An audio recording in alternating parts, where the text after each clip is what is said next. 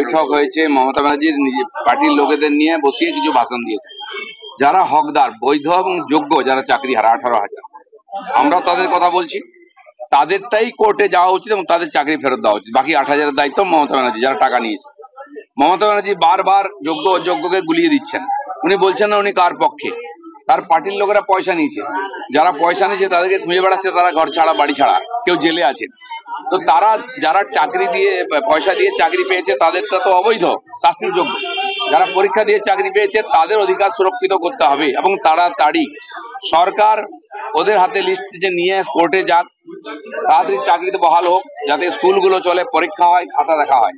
কিন্তু মমতা ব্যানার্জির সদিচ্ছা নাই, উনি করবেন না, তাই এই পুরো ব্যাপারটাকে ঘেঁটে দিয়েছেন। সেন মমতা ব্যানার্জি দ্বারা হবে না, স্বতন্ত্র সমিতি বানিয়ে এটা সুপ্রিম কোর্টের কাছে তথ্য পেশ করা উচিত। তারা যে পরিস্থিতির মধ্যে পড়েছেন, তারা রাস্তা খুঁজছেন, সম্ভাব্য সমাধান খুঁজে সবার কাছে যাওয়া উচিত, যান। কিন্তু এটা এই লোকগুলোর হাতে কিছু নাই।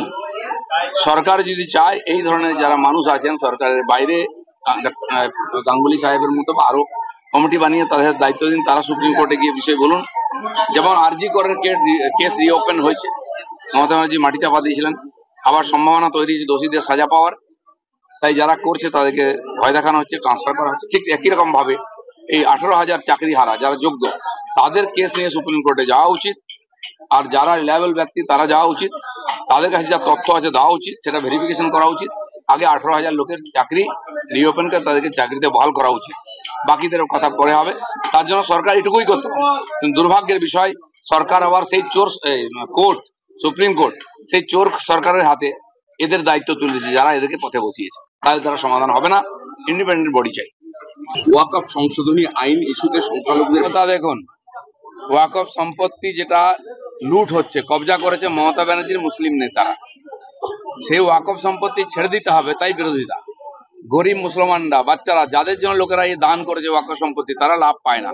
কিছু তাবেদার নেতা, সে কংগ্রেসের হোক, সিপিএম হোক, টিএমসির মুসলিম নেতা, তারাই ওয়াকফ সম্পত্তি ভোগ করছে, তাই এরা বিরোধিতা করছে। এর পক্ষে যুক্তি বলার কিছু নাই।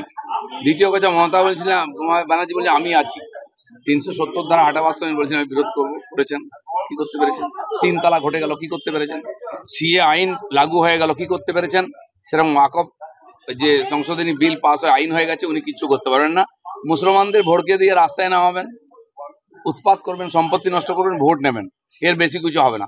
আমি বলে দিচ্ছি, মমতা ব্যানার্জি যতদিন থাকবেন বাংলায়, না হিন্দুর লাভ হবে, না মুসলমানের কোনো লাভ।